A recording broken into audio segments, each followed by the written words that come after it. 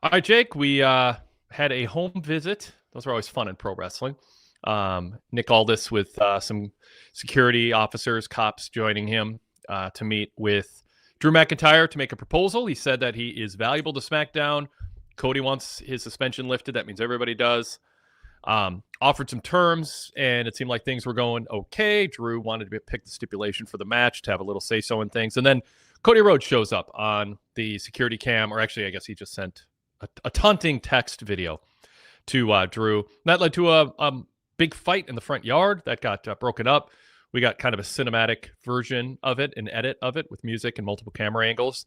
Yeah, I mean, it's Cody and Drew. If it were new, it'd be more exciting. It feels like it's been going on a while, but I thought it was, I don't know. I mean, it was pretty good angle to, there's different aspects to talk about. I thought Drew was strong in his performance. Cody was strong in his performance afterwards. What'd you think? Yeah, I mean, I didn't dislike the angle. The reference I used in my report over at ProWrestling.net is like it's becoming like Peter Griffin and the Chicken, where this thing just never ends. And I think Priest and Aleister Black kind of have that note going too, where it feels like it's going on and on and on. And I think it does sort of take some of the enjoyment out of it, because it feels like you've seen like many chapters of a story play out where the outcome doesn't really change all that much, and you kind of reset back to square one. And now it was like, how many losses can we see Drew McIntyre take to world champion Cody Rhodes before the crowds just become entirely apathetic to him? So I think that's my primary concern with this ongoing angle. I don't think Drew or Cody's performances have been poor. I think they're both very good at what they do, but I think it's just grown a little bit long in the tooth. And I think the fan response may sort of peter out for this if they try to do it more than, I guess, this one upcoming match that they have planned. Yeah, I think what they're adding to this is Drew gets to pick the stipulation, and I don't know what stipulation. They didn't even hint at it, did they? He didn't give any kind of indication. I guess, yeah, there wasn't any hint. And so, I'm wondering if it's like, if it's one-sided, like I mean, I'm trying to think what a heel who could pick any stipulation would do to tilt the playing field in his favor, because I don't know that there's a match that Drew's known for being good at that Cody isn't. But I think that's what we're supposed to think is an advantage that Drew has, that then puts him in a position to be able to maybe add a sense that maybe the title will change hands because things are stacked in Drew's favor. And obviously we have the hook here for a little while of you can't touch him. Cody agreed not to touch him or he'd be stripped of the title. So there's multiple ways they're trying to make it seem like Cody's title is in jeopardy, which I think it shows an awareness that people don't think Drew's going to end Cody's reign. Why do people think that? Like, what are we wrong in overestimating that? Like, why not think Drew might end Cody's reign and be the champion going into next year and the WrestleMania season? Yeah, I mean, at this point, it's kind of, you're at the point where it's like, well, maybe it's the Washington Generals' turn to win against the Globetrotters. Like where you kind of talk yourself into, well, it might be possible this time. But we've already seen, I think, was it the Saturday Night's Main Event match a few months ago where Cody essentially gave up the champion's advantage for that one. And so they've already kind of done the one, I don't know if you call that one-sided, but, I think they've already kind of tried to chip away at Cody's inherent advantages heading into matches between the two of them before, and it just hasn't mattered. And so I think they're going to have to go, extraordinary, over the top to make you believe that Cody's at risk here. But I still don't know if it'll be successful, but they're going to have to try to swing for the fences. What would be the argument? And let's set aside what we think they're going to do or how long the feud is going on and just look towards the possibility that exists storyline wise. What would the pro argument, the positive argument be for having Drew become champion? Like, is there something about Cody chasing the title that's better? Is there something about validating Drew that elevates him in a way that's kind of needed after really good performances on the microphone and in the ring, but just not that sort of, it would be both storyline and meta. Like, we kind of look at that on two levels. I think fans have been encouraged. I've been talking about that this week after the Cena finish reaction last week. Clearly there was a meta rejection of it Not we're sad Gunther won. That crowd reaction was we're mad that Paul Levesque booked that finish. And so I think we're in an era, and we have been for a while, but it's really manifesting. And I think Paul Levesque has encouraged it and fertilized it, that fans now look at it through the lens of, well, Drew never gets to win the big one, so why should I care? Is he valuable enough in his prime, still hungry to work and prove himself, to just kind of shake things up and give him a big win that maybe people don't see coming and not cool off Cody? Because unfortunately for Cody, every time he gets sort of feels like the center of something happens to kind of make him go on the sidelines a bit. Maybe having people miss Cody a little would be good and validate Drew. I'm just throwing out kind of a framework to say, hey, maybe WWE should consider it. I'm sure they got so much planned out there. They're not if they're not, but go ahead. Yeah, my gut feeling was that would have been the right call to make at Saturday night's main event 6 weeks ago or whenever the last one was, prior to the Cena retirement, where you could have had a couple of months during what is ordinarily sort of a down time of WWE's year, that sort of in between Survivor Series and Royal Rumble, where they have a lot of things in flux. They have people coming back from injury or moving up from NXT to join the Royal Rumble. And so you can kind of play with things during that time period, and you could have rebuilt some of Drew's credibility, in that time span. I just don't know that they're at a place, heading into the Royal Rumble where you would want Drew to be champion, because I think they really want that night after Royal Rumble or the SmackDown after Royal Rumble where you could have those, sort of declarative big match pushes that they start at those time periods. And I think it would be, meaningful for Cody to accept a challenge from somebody at that point in time, whether it's from Gunther or whoever ends up winning the Royal Rumble match, or however they decide to go with it. So I think the window has kind of slipped by them to where it makes sense to make Drew the champion. But if they do, it's almost like, well, you have to turn it around and go back to Cody by the time you get to Elimination Chamber or something right before WrestleMania. And that can kind of feel rushed and odd as well. And it can hurt Drew too if he wins a title, but it's just in a fair, it's not a commitment. It's just, oh, you can carry the belt for a while because we want to shake things up. We got a story to tell, as opposed to we're really investing in you. Yeah. And I'm curious to, how fans ultimately treat Cody coming out of this too, because there was I don't know how you felt about this, Wade, but there was a bit of lawlessness or chaos about him where, he was fighting the cops and he didn't feel like there should be any consequences for that. He was very declarative about the fact that Nick Aldis works for him. Yeah. They're introducing a little bit of, maybe this guy's ego is getting a little bit out of control. And so who knows ultimately, when they pay that off, it could be just planting seeds for something that will sprout, 6 months from now or something. But it was interesting to see him sort of, I guess the conflict that he's had with Drew over time has sort of pushed him into this place where he just seems like he's a lot more unstable than he was when it started.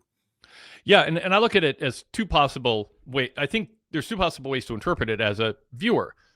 They're in a meta sense, they're trying to give Cody a badass vibe because he's the suit wearing, fastidious QB1 corporate guy.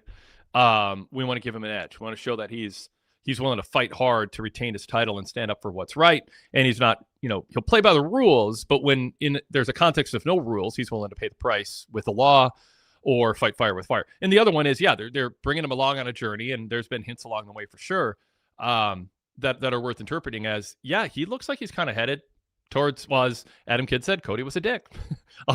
He's got a bit of an ego. He's got an attitude.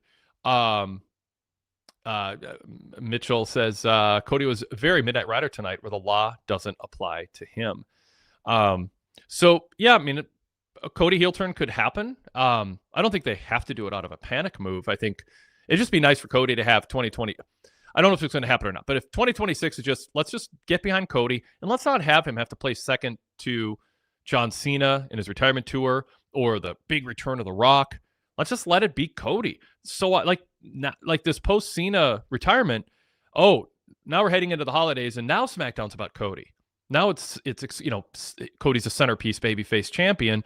You can call him QB1, give him the title, and say he's a lead babyface. But if he's so often deferential towards John Cena and clearly at the mercy of what the final boss is saying and doing, both behind the scenes and on air, through whatever lens you watch wrestling, he never really gets a chance to actually be the guy. I'm still in favor of giving that a try. But, I mean, if they think they can make a lot of money and turn him and it's going to be good for him, I mean, they have a couple good options. I think they can make that work, too. Standard Deviation goes, can't we ever have a character who stays babyface? Yeah. Darrell Freeman says they're too smart to overly analyze everything, but not in the real world, to see the thing they scream and say not be really going on in the real world and not in the Twitter X world. So the issue is, I mean, how much is WWE going to react to whatever bubble they're here, whatever bubble they're living in that gives them some feedback that might not be representative of the larger audience. And I try to stay out of that or account for that when it comes to, especially Cody. I don't know. So yeah, anyway, Jake, what do you think about that? The idea of go with Cody, let him be a babyface, give him a clear playing field to be the top guy for a year. I think he's been fairly consistent with his words on that, which is that he does hope that, I don't if you want to call anybody out individually, but the Hall of Famers, the retirees, the people who are at the end of their run, he does hope that they, that they move on so that they can focus on the talent that's there week in and week out. And whether it's The Rock or John Cena or The Undertaker, pick your person who shows up occasionally in big spots to get those reactions. And I think it would be a good test case for him. He has been very popular. He gets one of the biggest reactions on weekly television, week in and week out. And can they go down that path with him in that leadership role as, you can call it QB1 or whatever he wants to call it, whatever his terminology is. And can they maintain and grow and, hopefully grow their business? Because, you look at their ticket sales and their television ratings over the last 12 months, and it's been a bit of a skid. So can you reverse that trend with just Cody Rhodes and, the Roman Reigns of the world and the Gunthers and the CM Punks and the people that show up for weekly television? I think that's sort of the ultimate test of, this current roster of talent is can you push that business in the direction that the company, presumably wants it in. I mean, if you listen to TKO, it's, the bottom line is very important to them. And I think that's what they're going to be ultimately deciding, making these creative decisions with at the end of the day. Yeah. Yeah. I mean, there's a lot of short-term decisions that cost brands customer loyalty. And I know the reward system within the corporate world right now is not great. Just have messy shelves and few longer lines. But hey, we had a better quarter because we didn't have as many cash registers open and we didn't have people keeping the store clean. And then people who want short waits and clean stores end up buying stuff, but then I don't want to go there anymore. I'm going to go somewhere else. You don't want to be WWE and making short-term decisions to pop business. And then the fans start noticing, oh, that's right, I'm supporting this company that sends out this propaganda. Then now Forever Together, all that stuff, and puts these slick videos out. But in reality, I can tell they're just out for profit, and they're messing with my characters, the people I like, and putting them in situations that I don't believe or don't want in order to try to pop a rating or run a hot storyline. I don't know. I mean, I know the incentive system isn't always there for in the corporate world to do the right thing on a 3-year story arc, to use wrestling terminology, and I do worry about that a little bit. When it comes to Cody. Let's pause and introduce ourselves, and then there's some other chat comments we can get into about this topic, and we'll certainly cover other things from the program also tonight. This is a Wade Keller Pro Wrestling Post Show for Friday, December 19th, 2025. I'm Wade Keller, host of the show, the editor, publisher, and founder of the Pro Wrestling Torch weekly newsletter and the website PWTorch.com, and the host of a variety of podcasts, the Wade Keller Pro Wrestling Podcast, Wade Keller Pro Wrestling Post Show, a variety of VIP exclusive shows also, including the Wade Keller News Bulletins, a new feature of the last couple months, with a 16-minute-esque top story that I run down, along with some news and notes, insider tidbits from my sourcing, and some endnote commentary on a variety of random topics. It's a good way to kind of keep up on some of the top stories in audio format. It also is a PDF and all text version, depending on how you want to consume it. That comes with a VIP membership, and you can get details on PWTorch VIP membership at pwtorch.com/govip. Many ways to sign up through Patreon, Spotify, your Apple account, credit card, debit card, all detailed, PayPal too, all detailed on that webpage, pwtorch.com/govip.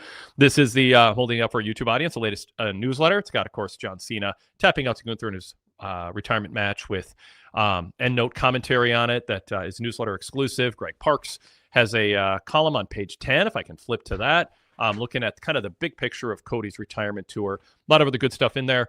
You can get a paper copy I'll get that right. Subscription. I have all kinds of words in my head. I just have to pick the right one. You can get a paper copy subscription and look forward to going to your mailbox even after all those Christmas cards come in. And you can also read that in PDF or all text format on our VIP website. But we're here to talk SmackDown. And I've got Jake Barnett with me from ProWrestling.net co-hosting tonight. Jake, thanks for taking time to co-host here. Always a pleasure dissecting whatever show we just watched together. Good to have you here. Yeah, always a pleasure, Wade. Thanks for having me. Tell people about ProWrestling.net, the website you write for and podcast for.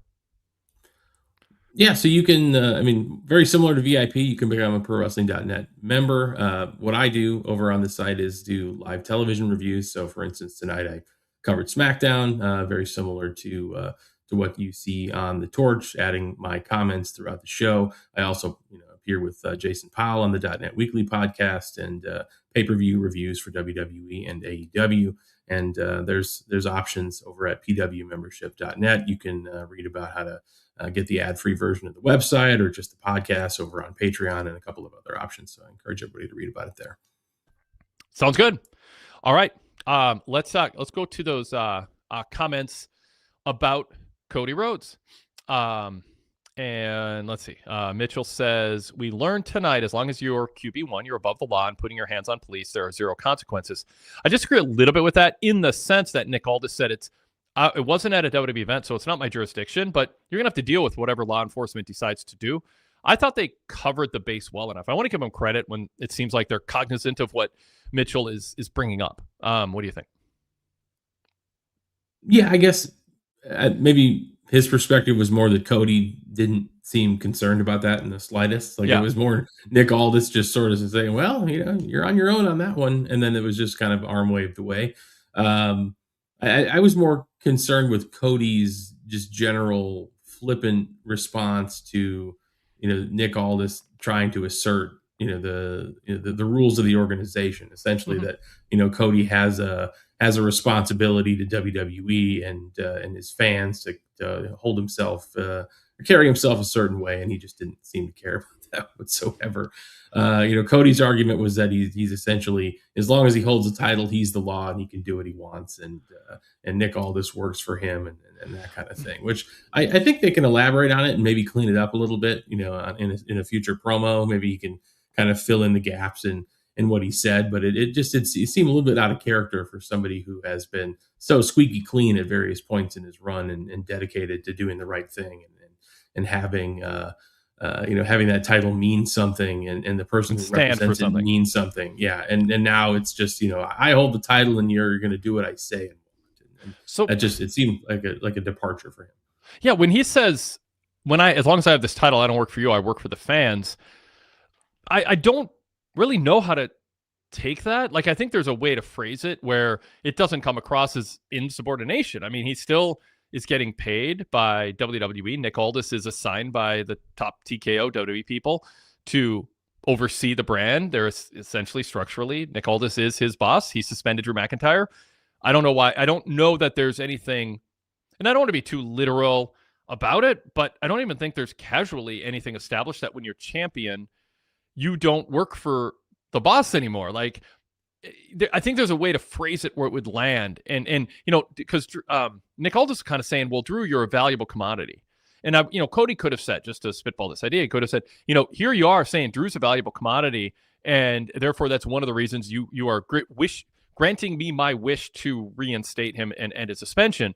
Well, historically, the top commodity in WWE is the one who holds this title. And I am here because the fans, I am here doing this for the fans. And that if you don't treat me fairly, you overreact in an unfair way, the fans aren't going to like it. And so you answer to the fans more than anything. He could have almost said, Nick, you have to make your decisions based on the crowd. Now that goes a little against something I've been preaching for, which is keep the idea of the fans being entertained out of the storyline, but this works because of the difference that it's saying the fans need to be happy with how the champion who they respect and cheer for is treated. And I think there's enough of a difference to get away with it. But I just don't think it's been precise in how they delivered it. It feels a little loose, like let's just Cody say these things. And then you end up, again, I think there's natural confusion. Is Cody being a dick? Is he being insubordinate? Is he full of himself? Or is he doing something necessary for his character, which is I stand for something, but I also will fight fire with fire. And if Drew comes after me a certain way, I know to keep my popularity in a meta sense, and this might be the calculation, I got to show I'm willing to fight hard and not worry about my suit being perfectly, perfectly tailored. And that is part of Cody's rep is he just, he dresses like he doesn't want to get in a fight in a front lawn, and here he is doing it. So I think it can work both ways, but I think as the example you bring up and in the chat, it should be cleaned up. They should really think this through so it doesn't feel like they're just saying platitudes to get a reaction. Yeah, and I guess if the shoe was on the other foot and Drew was the heel champion, it would almost make more sense coming.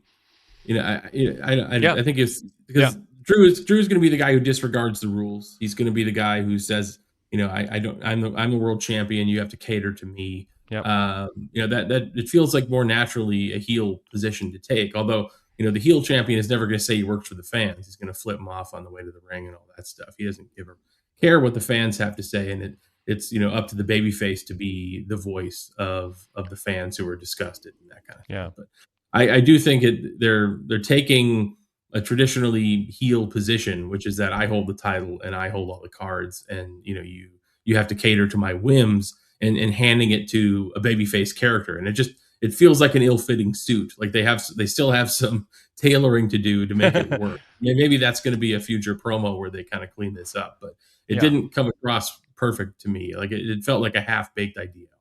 Yeah. I think they want people to think Cody's got this edge, and he's fighting fire with fire. He's rebellious. He's not going to put up with crap, and he's going to be Stone Cold Cody Rhodes in certain ways. But he has to be true to himself, and then he just has to make sense.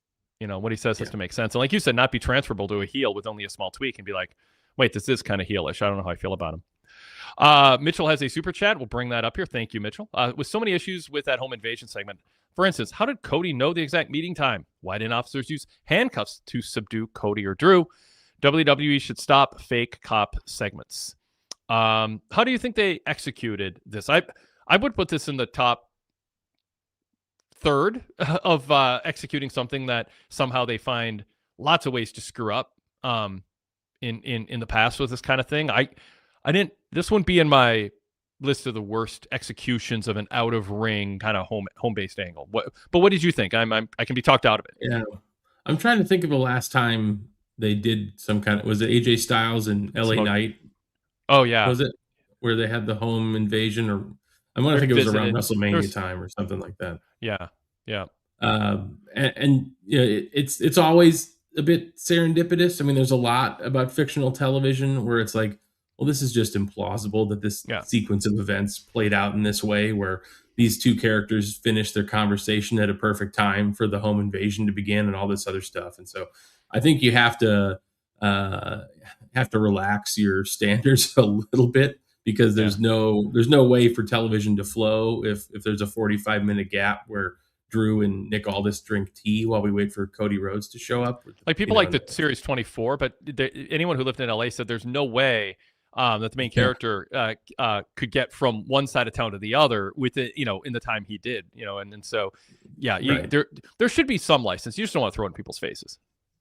Yeah, and I don't think it was. I mean, maybe there was a little bit of obnoxiousness about it because the cops were there instantaneously, and I think there were some jump cuts where maybe more time had taken place than what they had played out linearly on the screen, and so I think there's just a lot of license taken with those types of segments to condense them down into a TV presentation. But I mean, I didn't think it was outright bad. It just I think it's I guess. I assume the Merry Christmas asshole line was improvised. I don't know that they would have written that, but I mean, it was just okay. I didn't come away blown away with it, and it didn't turn me off either. I thought it was effective for what they tried to do.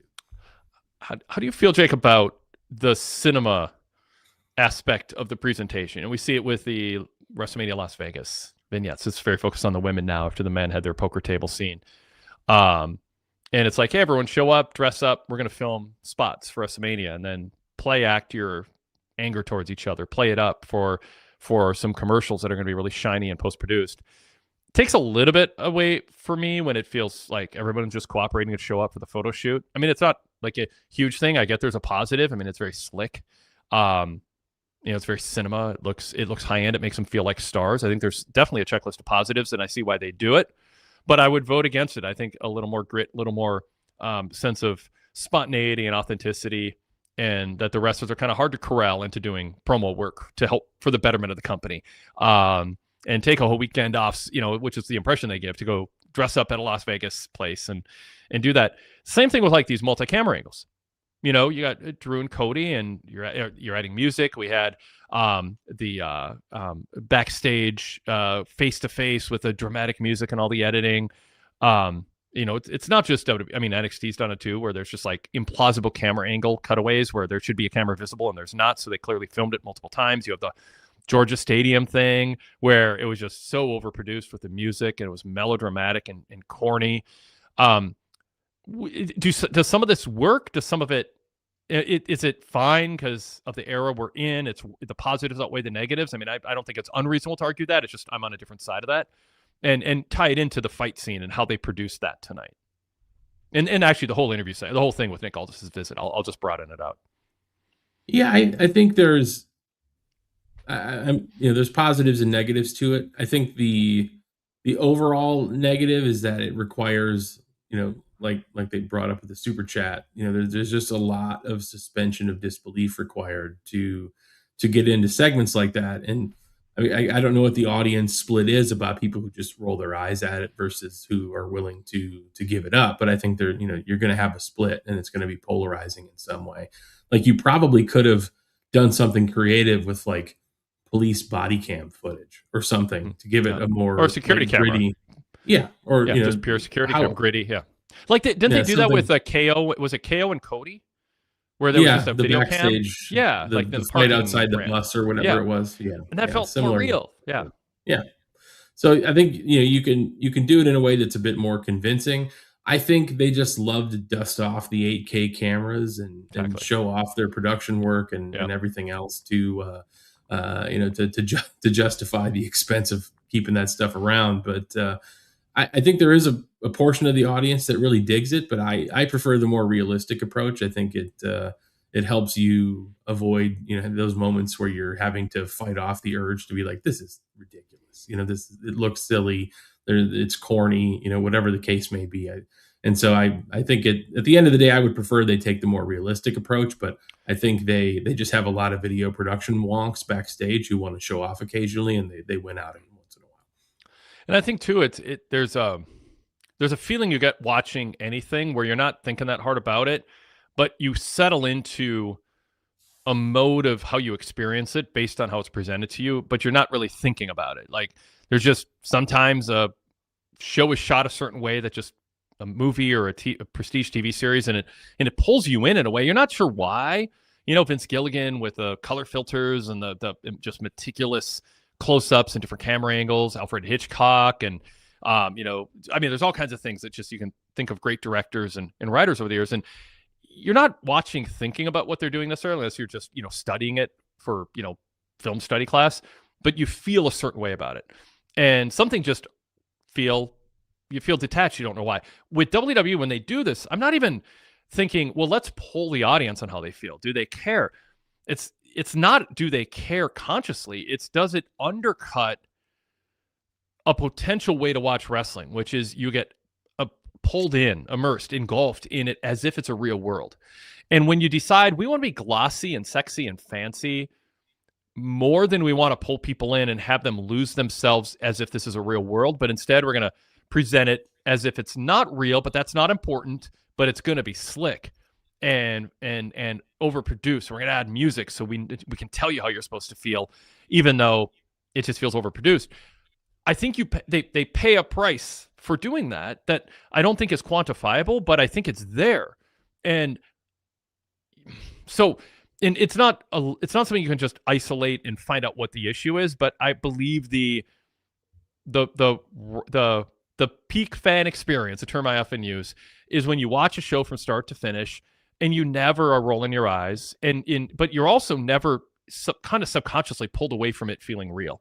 And WWE sacrifices that a lot in order to have it seem slick and fancy and high gloss. And so And do you it's buy that that's a thing where it's like people, they don't think about it. They might think, oh, that's really fancy and shiny, but they invest in the action differently because of it. well, I think they don't really change the approach. More, it's just they have it's a glossier picture. It's a film frame rate. Like they shoot it with cameras that are meant to film prestige television or film, but they don't change the approach to visual storytelling in the process. It's just like a fancier version of their normal production, right? It's not like Vince Gilligan. I don't want to bore people with what his current show Pluribus on Apple TV. Like there's a lot of visual storytelling taking Yeah. place on that show. There's not a lot of visual storytelling taking place in a Drew McIntyre Cody Rhodes home invasion. It's Right. it's very much hitting you over the head with the linear direction of the program. And so I think you could probably justify it for vignettes or other types of and now for something completely different kind of transitions where you're trying to do some sort of character shift in perspective, or you're doing an offsite shoot for somebody who's doing a comeback from injury, or they're Yep. doing a sit down interview segment where you want the audience to focus on specific things visually, and so you shoot it a certain way. But this is just like you could do a backstage brawl at a TV show where people are getting thrown off of equipment crates and there's metal pipes clanging around, and it's not all that Always. different from this segment that you're shooting with Cody Rhodes and Drew McIntyre at his home at poolside or whatever. Yeah. It's the same stuff, just kind of glossed up with fancier cameras. And so I don't think it's necessary, because you're not really showing me anything different than you could do otherwise with your normal production techniques. I think once it looks like they've taken a meeting between Aldis and Drew, and we've got multiple camera angles, and we're adding music to it, and we're doing like close-ups and all, it feels so post-produced that it starts to feel like, oh, they're doing this for me as a viewer, as opposed to in super high. I mean, the camera, the 8K camera gives a different sort of resonance to it, but it's the post-production that I think conveys to the viewer, they're doing this for me. And viewers would be like, why is that a bad thing? Well, because I think it's better to watch wrestling and think, I'm privileged to see what's happening, rather than they're all doing it for me. It's like, instead it should be, I get to watch these people doing something they'd almost be doing anyway. And that's how sports feels. Like, whether there's a camera there or not, there's an arena and there's a game and there's point and there's a record on the line. So when Drew and Nick sit down and they add this melodramatic music to it and they have camera angles, we had that with the backstage thing, and so I think the thing is you can have both, and you laid that out, Jake, really well. There are things you want really slickly post produced, a comeback video for somebody who's injured, that kind of thing, or a reflection on a career. Definitely do all that stuff. But if it's a GM confronting an outlaw wrestler, let's dial it down a bit. And if it's a fight in the front yard, have it be more, I don't want the, stupid shaky Kevin Dunn camera thing, but like have it feel like, oh my God, fortunately we caught this footage. Not, we were all ready to shoot this with three cameras and days of post-production. Like, make it feel harried and chaotic. And man, we're fortunate we were able to film it. It was so much chaos. Nothing was smooth because it was just chaos. And it just comes across a little too perfect. And that, I think, there's some benefit to it, but it takes people out of it. And it's that post-production that does it in situations where it should just feel more raw.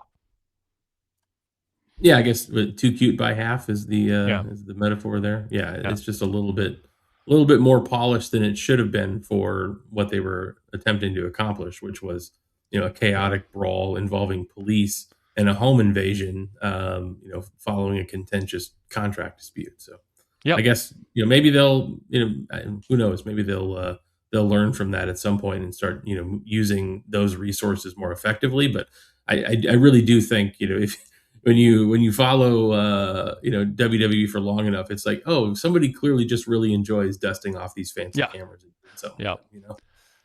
with them. Mitchell says WWE cinematic segments feel like a slicker version of Lucha Underground. Like in the pandemic, I was like, I'm giving them in like latitude in my mind to try different things because they didn't have the live audience and it was strange times. What I didn't give them latitude for is when there was the impossible camera angle of the Edge Randy Orton cover in the ring, like center ring. Like there was a shot that was impossible to have if it took place at the same time as another camera angle was shooting the same thing. So you basically just threw in your face, oh yeah, we did this twice. We reenacted the scene twice with different camera angles. And I mean, my mind just like blew it up. Like that was not worth it. It was just absolutely not worth it. Nobody's sitting at home's like, wow, that's a cool camera angle. Everyone's sitting at home going, wait, we just watched something happen twice, and it actually happened, or we saw something happen from two different angles, but it happened twice. There's no way that they could have filmed that originally. That's part of the issue with the Cody Roman thing. It came across like they just reenacted it multiple times to get multiple camera angles. So, but I gave them, like some of the cinematic stuff that they did, like the Titan Tower headquarter brawl. I get it. It's strange times call for creativity, but I think they got a little excited about that, the cinematic stuff, and have carried it over. The greatest match of all time, says Goodfella, 1422. Goodfella also says, I liked this oldest Drew setup, LOL. Standard Deviation said, would help if the cinematic segments were reserved for the end of the show. I don't think that'd make a difference. My issue is just be cinematic, as Jake says, when it seems like it's something you would spend a lot of time wanting to slickly produce, but don't overdo it when you're just got a chaotic fight and it looks like, oh, it was polished up or, kind of was preordained. Yeah. By the way, Real Legend says, apparently, according to Edge, the multi-camera show was his idea. And when they saw it, he wanted it removed. But by that time, Vince saw it and liked it. LOL. So there's another thing here I wanted to bring up related to this. Standard Deviation says, look into the camera every now and then and push the camera away. Yeah, like kind of make it clear. We're supposed to, they know the camera's filming them and they're kind of annoyed by it, but they also kind of get lost in forgetting it's there when they get wrapped up in their own world. And yeah, so there's ways to do this. It's just, you want to see, I think, them showing that they're cognizant of the idea that having it feel real has some value instead of feeling overproduced like a TV show. It should be shot like a sporting event. And I just don't think that's a mentality. Standard Deviation adds, the reporters behaving like real reporters makes a huge difference too. Yeah, I agree. Another comment here. Adam Kidd said, Cena is a star. He's over, but I can't stand him. Going to Cody and turning. Jack Reef says, Wade, the only way Cody can turn heel is by announcing another pregnancy gender reveal on a wrestling show. I think there's other ways, but that would certainly help. As far as Drew winning, Mark Biscotti says they put Drew in a must-win so many times. The title has to change this time. And Adam Kidd says, I'd argue Drew should win. Real Legend said, I think Drew is winning their next fight. And Jack Reeves says, after tonight, I think Drew may win and then lose before Mania. I mean, there's people thinking maybe Drew wins this time, Jake. I feel like I'm not looking at that as a distinct possibility. I don't rule it out. But they got a ways to go. But there's some value in validating Drew. But again, the issue is, does he just seem like a transition champion if he doesn't keep it for very long and then doesn't really count for anything? Yeah, I don't know what stipulation they're going with. If I wouldn't put it past them to arrange a stipulation in a match in such a way that Drew can win and not win the championship or something goofy like that. Where it would just be a complex way to keep removing the title, but having Drew save a little face or gain a little bit of ground when it comes to credibility. But I guess the timing of it just seems exceptionally poor. Like I think if they had Drew win earlier on in their feud, then you could be talking about Cody winning the title back at the Rumble or something like that, and it wouldn't have felt so odd heading into their most important time of the year when it doesn't seem like they're going to have a John Cena or right. Johnson or somebody on the way to WrestleMania. So you really do have to have all of your ducks in a row and be telling the strongest possible stories you can. Derek Hubbard says, I want Drew to win. The main reason I do not see it happening has less to do with Drew and more to do with the calendar. Cody will be the champ heading into Mania. Yeah, that's the thing. It'd have to be transition, and there'd have to be a path that makes sense. Sometimes we think they can fit a lot more into a period of time than they're willing to. Sometimes we're right, it'd be better. Sometimes it works out just fine because, they like to tell their stories elaborately and in stages. Jack Reese has another thought after Cody and Aldis saying he's the boss to Aldis. Does Aldis do something to show his authority? We're going to get all in one with Aldis and Cody. Is Aldis going to step up and have enough, and it's going to lead to an Aldis Cody match, Jake? I mean, it seemed like they at least made you believe that was possible, given Aldis, his reaction when Cody said that, he worked for him was not a pleasant one. He was clearly annoyed by it. And I know Nick Aldis has wanted to get in the ring. Like, it's just something that WWE hasn't wanted from him, at least thus far. And so, is it possible? Yeah, absolutely. I think it's possible at some point. But I don't know when that would be. Maybe after WrestleMania it would be possible, but it doesn't seem like it would be in the cards for the short term, unless WWE's opinion of Nick Aldis as a performer has changed dramatically, in the recent months. Another comment here, going back to the fight scene at the house. Jack Reese says, where did the police come from, given it was a private meeting with a camera crew and lighting? Did they know he was going to be there? Well, I didn't rewatch it back, but Aldis brought security with him and said he wanted, I can't remember what the presupposition was for security, but he had an explanation for why he had police officers with him. I think it was just Drew's behavior, right? Like because of Drew's chaotic behavior, he felt the need to have security and cameras present to make sure that he was safe. Yeah. So I do want to give them credit for that. Like, this isn't an F or a D- in terms of how they executed this. It's just me kind of saying maybe pull back a little bit on the music and the overproduced camera angles, where it just feels like a fight scene in a movie with somebody who's playing with a lot of buttons, and make it feel a little bit more chaotic. But there was an explanation for. I guess you could say Drew has a security system that set things off, and the police were nearby. I mean, I don't know. There's some latitude that I think I can give comfortably to even the police being there, and the camera crews there, because Aldis said, "I want this documented." I mean, I like when they say that. Like, AEW tries to do that too, where Tony Khan told me on the eve of Dynamite debuting, he's like, "We're never going to do an invisible camera situation backstage. There's always going to be an explanation. Wrestlers are always going to know the camera's there." And in this case, and AEW does it too, like, follow me in here, like, follow us here.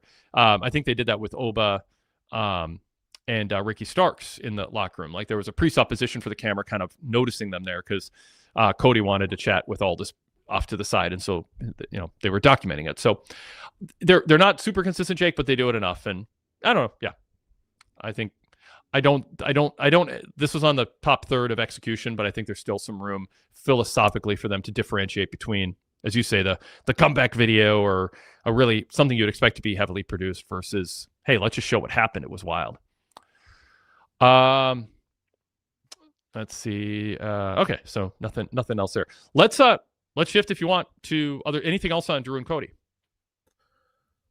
I guess are we setting up a Rumble match? Is that the idea here? I guess I don't know what the next show would be. They haven't made it clear. I mean, it could be, they might load it onto the Netflix debut. That'd be wrong show, but maybe they combine rosters. Maybe they want to have a season big episode to kick off the new year.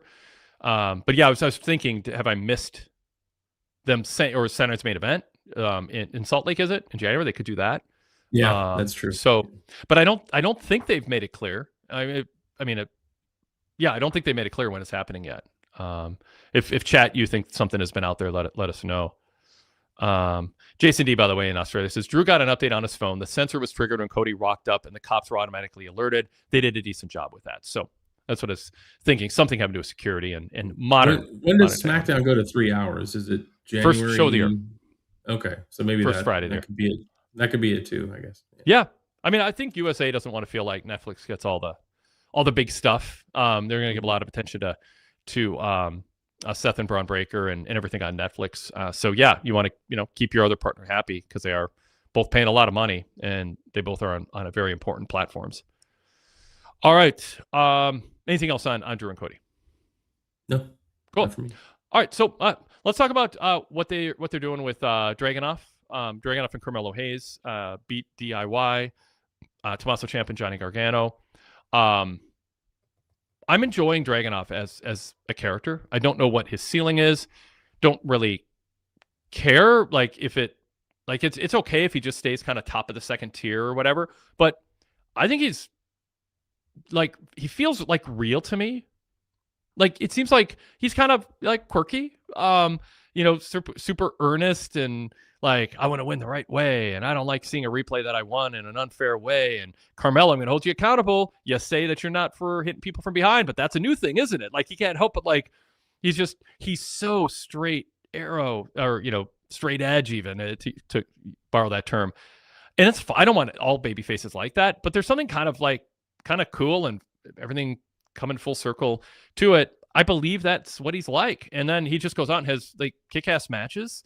I like what they're doing with him. And I mean, obviously anytime he wrestles, it's just all eyes, put your phone in the other room and just watch the damn match.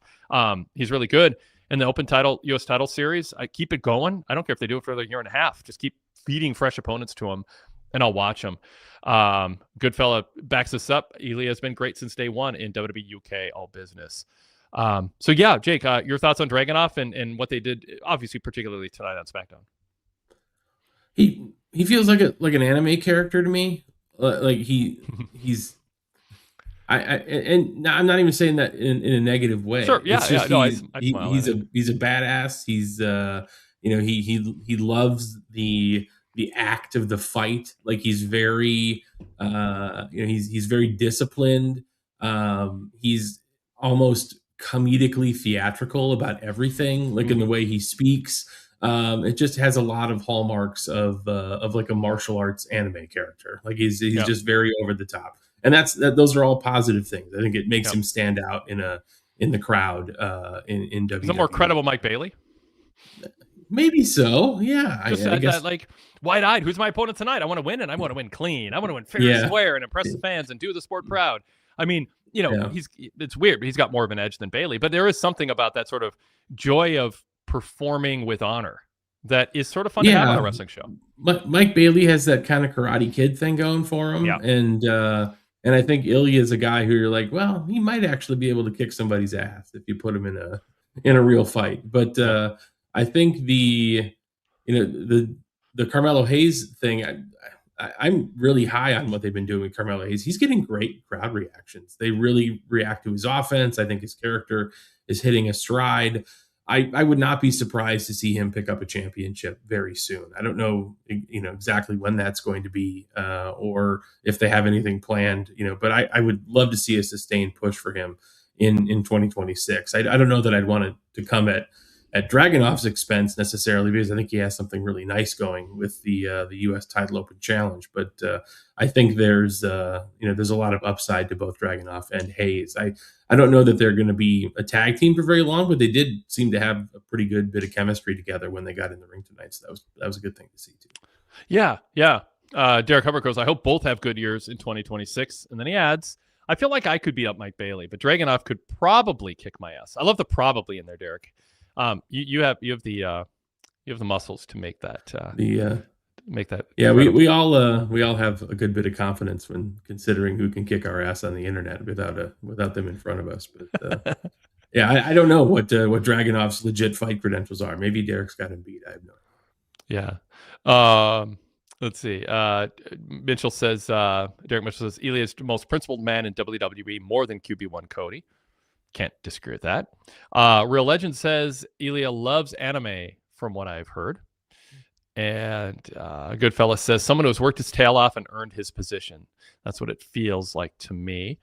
Mark Biscotti says, I'm surprised here you say Dragunov isn't capturing your attention, not caring, in quotes. I'm not sure what that means. He's a future main eventer, at least. He could be with the right booking. Is that what we want more of, Wade?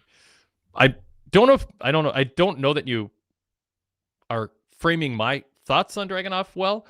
I am all for him becoming a main event guy. I mean, I'm trying to be realistic when I look at the lay of the land.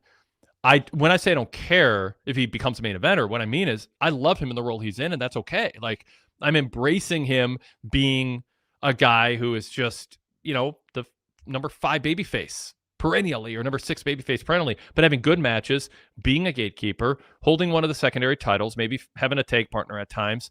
Like, I just want to defend that as a really successful, like, role to have, like, in wrestling for years. You can absolutely contribute. I'm not ruling out he can't get, forge a bond with the audience enough who look forward to his matches and think he's credible, and they like how he carries himself in the ring enough where he becomes a WrestleMania main eventer. I mean, I just don't sense they look at him that way right now, and I sense he'd have some work to do to get there. But that is, Jake, that's not an insult. I think I'm acknowledging something that's likely, but I'm not like saying, yay, he can't go higher. I'm saying, yay, if he doesn't go higher, I'm going to really enjoy his career in WWE. So I don't know. What's your take on that? Yeah, I think the next 6 months, you could very easily chart a path to Dragunov facing Gunther for a world title again at some point. We've seen them in NXT. We saw them in NXT UK. I think you could definitely put Dragunov in that position because people, I think as an underdog character, he's very effective. Even if you don't necessarily think he's going to be a perennial main eventer who's there multiple times a year, or somebody who's not always hanging around that top level title picture. With the right opponent, I think he could have lights out matches and feuds over world championships, in the right circumstances. But like you, I think that there's certain types of characters that tend to succeed at the very top in WWE, and his current presentation doesn't necessarily fit into that category, even though I think he does have an incredible amount of upside. Yeah, Derek Mitchell says even Dragunov if he never wins a world title, it doesn't mean he's not valued more than guys that did win it. So yeah, I mean, there's value in being a role player who doesn't need all the pressure and all the traits that come with being the guy at the top of the card, but he can be a guy that makes a difference where you want to tune into a PLE and you want to be a WWE fan and you want to see a fight in person because it's so good. I mean, it's a little bit of what Bret Hart was until, the Hogan steroid scandal, and they kind of said maybe Bret should be a top guy. It's just, he's a guy you want to go see his matches. Same with Shawn Michaels. We can work our way, through different eras of WWE in that regard. Mark Biscetti says he's on a journey. Dragunov's one of the few who's moving. Thanks for clarifying, and I totally agree with you, Wade. So yeah, just he's one who thought I wasn't into him when I was. And Elia's only 32. Standard deviation points out only 32. Yeah, I mean, it's not now or never because Gunther, you can be mid 30s, or Kevin Owens, AJ Styles. There's plenty of time. He does have time. He doesn't have Austin Theory time. Like you want to start move in that direction if that's what it's going to be. And Derek Hubbard goes, in the WWE ecosystem, Dragunov is filling a niche that stands out and makes the show enjoyable. Absolutely. Derek also adds, I'm old. I'll probably remove the probably. Dragunov would kick my ass. So there we go. All right. Okay, so you had mentioned, but Goodfellas says, shout out to Mellum, another one who got to watch his journey in NXT and his rise on the main roster. I'm rooting for him. When you look at the journey they've taken with him, a lot of people are critical, like, hey, he's got more, they're jobbing him out, this is frustrating, come on, how many young guys in their 20s, early 30s do you have where you can afford to just waste this guy who's cool? He's got charisma, there's something about him that does connect, but it wasn't the way they originally pushed him, and he wasn't winning. Was that a I won't say necessary chapter, but a helpful phase that makes what he's getting now feel less like we've chosen to push him and you will treat him as a top guy, but more he went through a phase where, hey, management's underappreciating him, and now he's earned it in a meta sense on TV, but also earned it in a maturing as a person in front of our very eyes, like a lot of athletes in sports do. And he came in with a big head, and now he's kind of more grounded and mature, and that makes us like him even more, that he had some hardship. How do you feel about the journey he's on?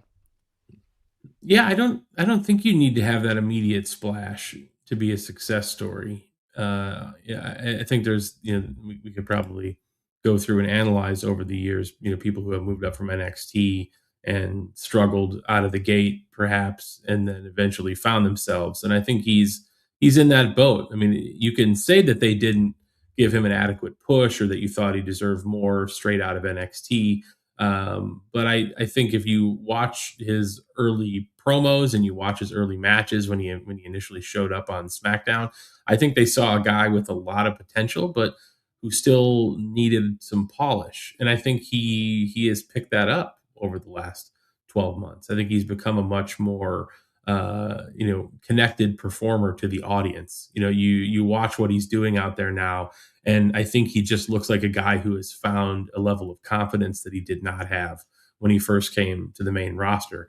And that's the right time to push somebody where they have a connection with the audience, where you watch them and you can see that they feel that connection with the audience and they know how to exploit it and get the most out of it. And I think that's where they're at with Carmelo right now. So whether they give him that immediate world titles level push or not is hard to predict, but I think he's a guy who's on the rise and he's only going to get better. And I would very much be surprised if he wasn't holding a championship here in the next 3 to 6 months.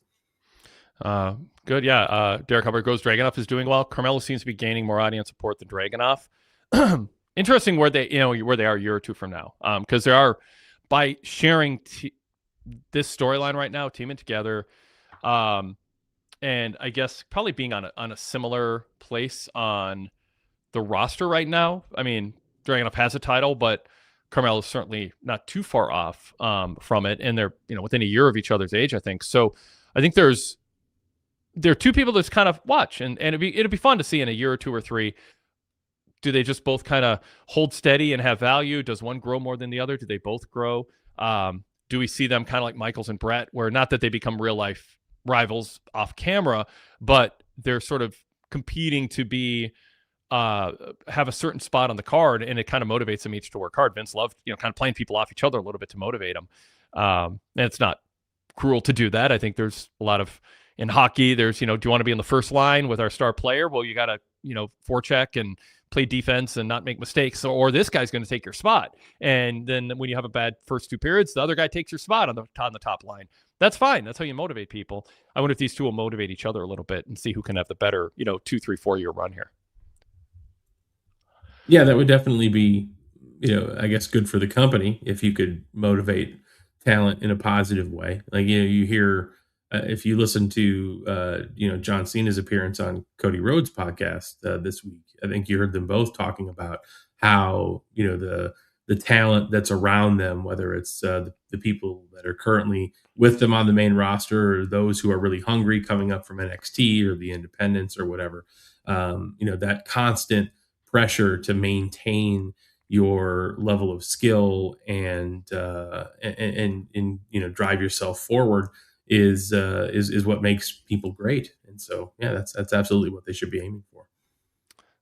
Derek Mitchell says, I'm glad Melo's being used in this role instead of coming off the bench. Ironically, his set of matches with Andrade really put a spotlight on him. Standard Deviation, going back to another comment. Anime is a modern day comic book superhero inspiration for pro wrestling. So good analogy there. Good example earlier, Jake. And then Standard Deviation goes, Elias having the comeback of the year. It's not just me who's saying it. So yeah, just some good comments there. By the way, speaking of Cena, what have you thought this week and tonight in particular about the follow-up to John Cena's retirement? You had Damian Priest putting him over big on in the opening segment, and then you had a little fact. Yeah, obviously opening video, 5-minute video recap of his retirement, and then quick little fact that he had 720 some matches on TV before his retirement match. What have you thought of how they've handled Cena's retirement this week? Well, I thought Gunther's promo on Monday was well done. I mean, I think it shifted the focus away from people essentially, turning Paul Levesque and the creative process into the heels and shifted that back onto him. I think other performers reflecting on Cena and his meaning to their company and to them personally, were nice touches coming from baby faces on camera. But it's also something that I don't know that you want everybody, just dwelling on all the time either. And so I hope they're people get their words out, and whether it's on TV or on social media, and then they're able to successfully transition away from it because Cena is retired, and you don't want the show to be everybody asking where's John Cena all the time either. And Yeah. so I think it's get as much as you can out of it with Gunther. Cash in on the heat, and have everybody who felt like they were inspired or mentored or moved by John Cena or his words on or off camera, say their piece, but then move on to the next thing. I think that's the healthy thing to do here. Derek Hubbard says Cody Rhodes' podcast with John Cena is a great listen. Cena gives some interesting insight into how he perceives wrestling as a very television performance-centric view on wrestling. Interesting, and no question about it. Yeah. What stood out to you, Jake, about that? What did you learn, or what do you think are the top things about what Cena said relative to Cody and how Cody reacted to it, and also the chemistry with Cena and Cody?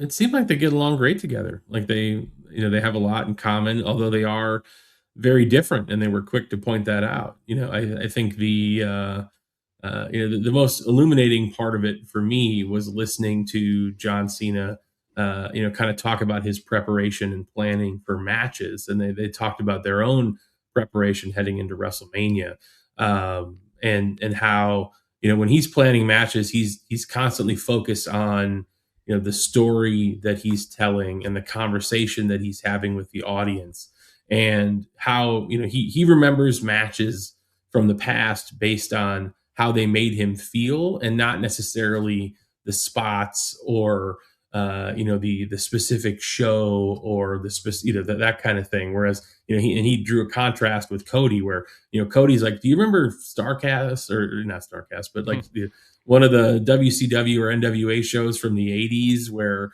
Arn and Tully did this spot, and Cody's like, I don't remember any of that. Like he takes a very different approach, where Cody has this very sort of wonkish focus on historical perspective, and Cena is almost, I guess you would call it obsessively focused on storytelling and the emotion that he can evoke from the audience during the match. And he and Cody have very different approaches, but he felt like they complemented each other well. And so, yeah, it was an interesting conversation between the two of them, and it makes a lot of the events throughout John Cena's career make more sense, because it's like, oh, he really wasn't this student of history, so you can understand why some things he did were so successful, and obviously why some things failed, because he didn't learn from the mistakes of the past along the way too. And so, yeah, I think it was an interesting character study on both guys, listening to them sit down and talk to each other for 90 minutes or whatever it was. Yeah, it's interesting. Talk about Cena, and I try to qualify it so it doesn't seem like a burial, but like I've said, since he's been kind of the focus this year, especially in recent months, that my belief, and this is from talking to other people in wrestling and just observing him too, a big part is observing him and listening to him. I think Cena's in the bottom third of wrestling IQ of top people. He's like obviously gifted, mega successful, incredible instincts. Like nobody reads a crowd like him and plays off of a crowd and improvises. And I mean, like, he's just a genius in that way. And it's why he's been super successful without some of the things that you just listed that Cody has, that respect for, the reverence for, in the ability to reference the past. And copyright Paul Heyman, I guess I had 3 hours in there. And Cena doesn't. Cena's very in the moment, and it irritates me sometimes when he's in a moment and then the next moment comes and he's not putting in perspective the other moment. He's just moving on, and I think it's to a fault, and that's why I always said it's not necessarily malicious, but it's kind of annoying, and I think lost opportunities for him. But Cena reads a crowd so well, but he doesn't.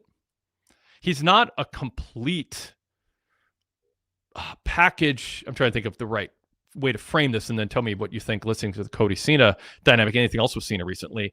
He's not this super well-rounded student of the game.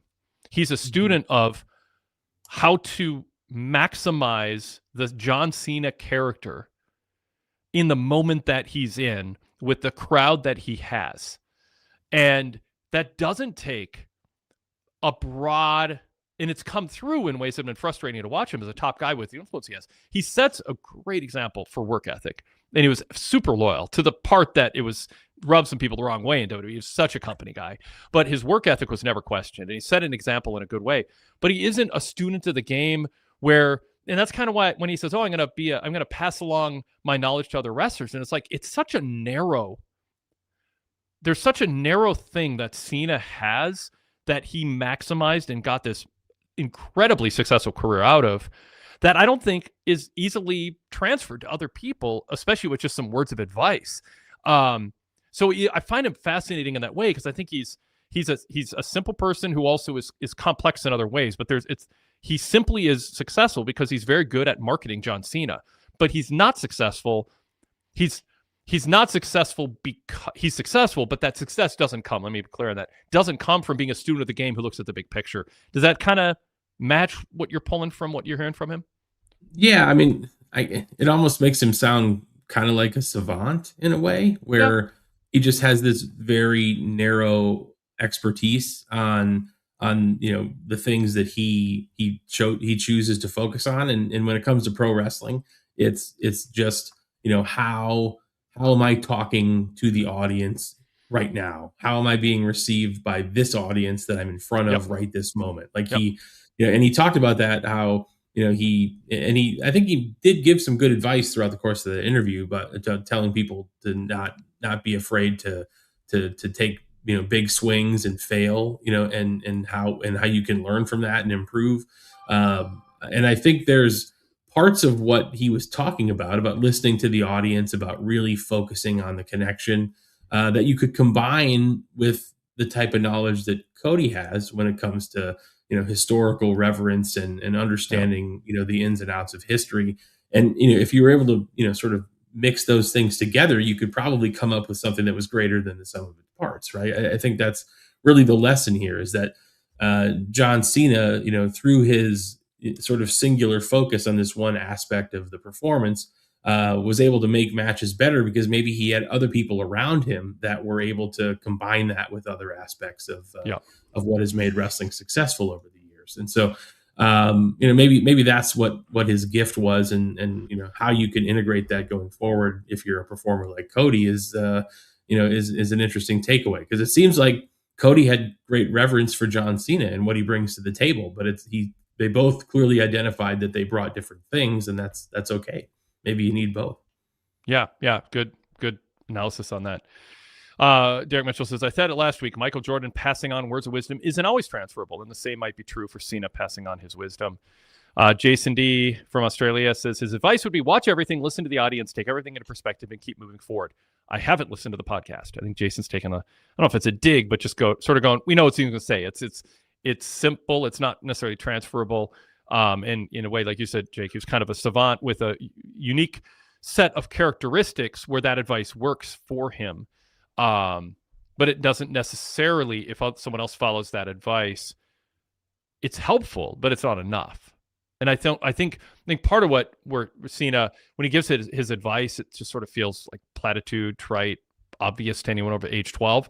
But he says it like it's profound. And I find that fascinating, because I don't know how self-aware he is that working hard and being loyal to your boss to a fault these days, your ex-boss, and working hard and listening to the audience and dedicating yourself 100% to something is absolutely good advice if you want to have a chance to succeed. But he acts like that is guaranteed success. And it's like, no, sometimes the circumstances aren't as perfect for you. You don't have the traits that fit what is being looked for, and you have to adjust. And learning from history and being like, John Cena wasn't the most popular top guy in the locker room. He was not very controversial, but he was such a company guy that's, some people found him kind of insufferable, because it was just like, he's not like, it's just pro Vince McMahon WWE brand zombie, and Vince loved it and it worked for Cena. And he could let loose a little bit, but he wasn't like one of the boys in the way that some other people have been. I don't know. And some of that's just the era he was in. So I don't know. I find him. I've been texting and talking to people all this week and last week. Anybody I can. I've been trying to piece together a greater understanding of Cena now that he's opened up a little bit more in these interviews too. And I find him worth studying for just wanting to know what clicked with him, but also, just answer some questions about, who is he really, and why are there a pretty wide range of diverse opinions on him from people who've worked with him. Anything else you want to add to that? I'll throw a couple chat comments up otherwise on this. Well, no, I think what you said there, is probably, what other people who are coming up in wrestling should take to heart is that there is a lot about John Cena's success that's worth studying. And there are probably, if you spend a lot of time, whether you have access to Cena to talk to him or just listening to his interviews or listening to other people give their reflections on what made him a success, I think there are things that you could probably pull from that could contribute to to turning that into a successful career. But I think the Michael Jordan comment you posted from earlier is probably true. There are a lot of people who are very successful that have a hard time articulating why, and I think Cena has some of that going on here, where there's some magic about his personality and his mixture of skills and and everything that's hard for him to put into words. And I think he was self-aware enough in the podcast with Cody to even point that out. Like he often struggles to come up with ways to explain, why he feels like he was as successful as he was. Yeah. And that's not everybody has that gift. Not everybody is a great teacher, and that's okay. It takes all kinds. Some people, my grandma was like this. She could hear a song, could be a rock song that she would never listen to in her casual life. She could listen to it and she'd just be like, just kind of listen to it. And then she'd sit down at the organ and play it. Mm-hmm. It was just like, and I was so young. I wish I could just like get her out of the house and have her just show that. It was just amazing. Same thing with an accordion. She could just listen to a song and just duplicate it on an organ or an accordion. Had a natural gift. She could not teach somebody to do that. You just can't teach somebody to do that. But it was an incredible gift that she had. And Cena has that in terms of reading an audience. I mean, that was his gift, is reading and connecting with an audience and knowing who's there. And it can be a self-fulfilling prophecy in some respect. You got the audience that likes you, and then you play off of that. And some would say the audience that liked him was somewhat limiting and limited growth in a way that others before and after him haven't. But so anyway, yeah, Cena had something that was just a gift, and then he just drove in that gear, in that lane hard, and just didn't blink. And but that's where some of his advice just doesn't seem as self-aware as I would like, in that respect. I don't know. All right, some comments here about this. Goodfellas says, I feel like James Gunn has inspired and influenced Cena. Cena has mixed those Hollywood and wrestling teachings. You're nodding, Jake. Your thoughts on that? Yeah, no, I think that's, if you, and I've listened to James Gunn, talk about his approach to storytelling on camera over the years, in reflection on, Guardians of the Galaxy and other successful film and television shows that he's been a part of. And he does have a very specific perspective, and it does seem like his friendship with John Cena has rubbed off on Cena, because I hear him echoing some of those same things when he talks to other wrestlers or does interviews and podcasts. You can kind of hear James Gunn speaking through him a little bit. I think that has rubbed off on him. Is there a little more example or color you can give to that jumps out?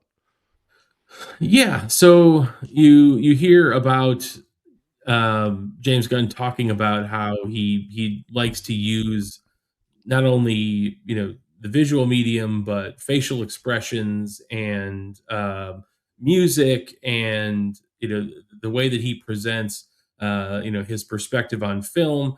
And like when I heard Cena describe like the moment from Elimination Chamber, like the only request he said he made about that whole segment where he was turning heel was requesting that WWE hold on his face when he changed from smiley John Cena to to sort of dead faced John Cena for an uncomfortably long amount of time. And that is definitely something that I think he probably picked up from James Gunn, because he does that all the time with facial expressions in film. He'll hold on things for just a couple of beats longer than you might think would be otherwise necessary. You're on mute, Wade. Sorry. Thanks. Yeah, it's interesting looking at Cena and what decisions he made and what decisions he went along with. He's been playing up, I think, to an exaggerated degree, how much he's like, I just show up and they tell me what they want, I just do it. It's like he is cooperative. He's not difficult, but he asserts himself historically. I mean, there's examples to people I'm talking to these days and going back 10, 15 years. It's like, yeah, he doesn't just show up. He's not difficult, but he has ideas and he has influence on the final product of what happens. And he definitely is more responsible for his success as a character. He's created more than I think people give him credit for in terms of who the John Cena character was. I think it gets, yeah, I mean, I think he kind of made it work, and Vince McMahon went along with it. Like, okay, this is working. Let's go with this. And I sometimes Cena acts like I just long for the ride, just showing up in my jorts. And it's like he had a lot of influence and input. And that's an example there where he's adding something where it's like, all right, you give me this foundation. Here's a cake, but I'm going to decorate it. I'm gonna say where I want the frosting to go and what I want people to, how I want people to feel when they're watching me do key parts of things. So yeah, every top guy's different. And a lot of the success goes, a lot of the wrestlers who end up being top guys are top guys because there's an area of passion that they have that shows up in the end product, and it can manifest from different inputs that the wrestlers have, or different specialties the wrestlers have, and studying that is good. But I mean, the next person, like Cody and Cena are different, and Roman is different, and whoever's next is going to be different. Braun Breaker will be different if he's next. All right, Jason D from Australia, he goes, I'm sorry, but I've hit my threshold, and I hit it a while ago, actually, of current day wrestlers talking about the inside of the business in creative pretty much as it's happening in real time. How do you feel about that, Jake? Yeah, I guess it's tough because everybody's going to have a different threshold on that, where some people are absolutely fascinated by it and they want to hear and absorb as much of that information as possible. And I think you see that with other forms of fictional media, right? Like some TV shows now have official podcasts that dissect the episode you just watched, and they go up on YouTube or other platforms like minutes after the show finishes airing. Or it airs right after the show on the streaming service. Yeah. And so I guess I think you just have to be a bit more choosy about what you consume if that really bugs you. Because I think that there's an audience for that, and whether it's wrestling or other types of film and television, it's being overserved, or maybe in your opinion, but for other people, they're voracious about it and they can't get enough. And so I think as long as there's hundreds of thousands of people willing to watch a post-show podcast and really get into the nuts and bolts of of how the sausage is made that gets put on screen, we're going to get that. And so I guess I don't necessarily hate it, but I also don't find myself overly consuming it to the point where I let it ruin a product for me. Should you give an audience, if there's an audience for it, does that mean you should give it to them? If it's not generating revenue or substantial revenue, you're giving the audience something they want, but it might not actually be good for Cody or John. I mean, especially there's some wrestlers where a mystique is important. Now, Cody might be an example where the more you get of him, the better. But some people go, no, I actually think of Cody. I think less of Cody because of the podcast, and the more I see of him, the more I know too much about him to fill in the gaps of specifics in a way that I'm filling in some things that were not known in a way that makes me see him more human and less, a star on a pedestal. So yes, the audience will consume it, but I don't think that should be the deciding factor, especially if it's not a major revenue generator. And you can argue having wrestlers just talk so much about this stuff, either right away or even a little bit later down the line, takes some mystique away from something that depends on it more than Pluribus or Better Call Saul or Walking Dead, where it's just so obviously a TV show with actors who aren't their characters don't reflect who they really are. But wrestling is full of people who want you to believe, case in point John Cena, that this is who John Cena is. Like, he's this hero, even if he thinks his friendship with Vince McMahon is more important than saying I'm horrified by what's come out. He's still, they're going to market him as a hero. And so I don't know. I mean, to me, pro wrestling is in a different category in that way, but they don't look at it. To me, I see it as sort of, I don't know, I'm trying to think of a PG term for it, but they like doing it. It's fun for them to talk shop with an audience because actors do it in prestige TV. But I it feels like it's giving people who enjoy it are going to be mad because I'm saying, well, don't give the people what they want. I'm just looking at it from business perspective. Is it good for us to know as much as we know about Cody when he's on top by having him open up this much on his podcast and take away any veneer of mystique? I mean, I think you've made the case well for why you shouldn't do it. Yeah.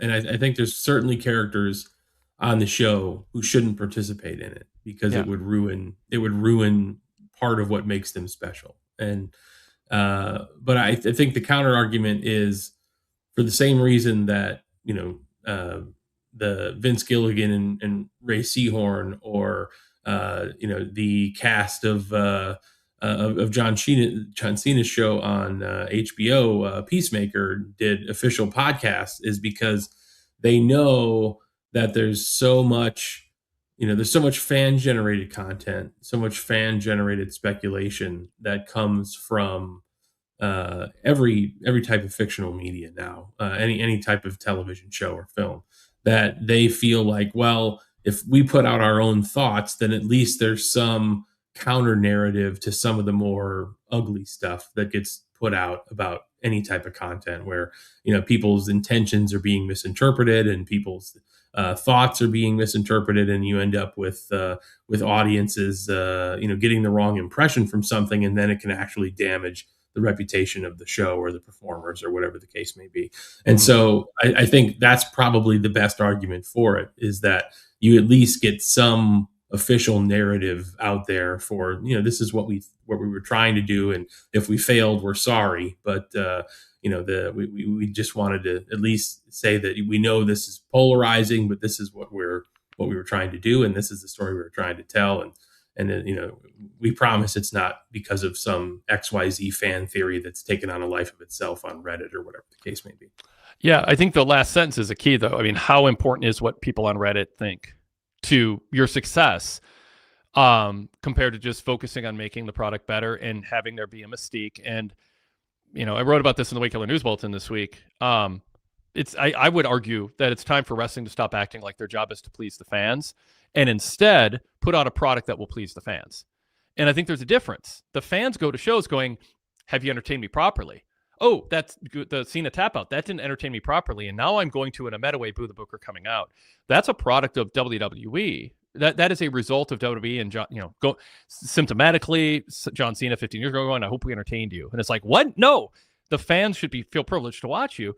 And it sounds counterintuitive to say, don't tell the audience you want to entertain them, but you're giving the audience control. So when you start answering to what happens to be your algorithm's top topic on wrestling that week, that is such a small sliver of what actually fans are talking about. We all, like I've seen stuff on social media, like everything going on in politics, I thought everybody was talking about. And then I went to a barbecue at my uncle's house and not a single other person knew what I thought was the biggest story in the country, the last 2 days, because my algorithm sent me all this information that fed it. So to me, it's just like, I think there's an argument for not making fans feel like you need to explain yourself to them, and instead learn from the reaction, take it in the context that it should be taken in, and just adjust the product going forward. But don't explain yourself after the fact. Don't act like you're trying to rationalize or justify what you did.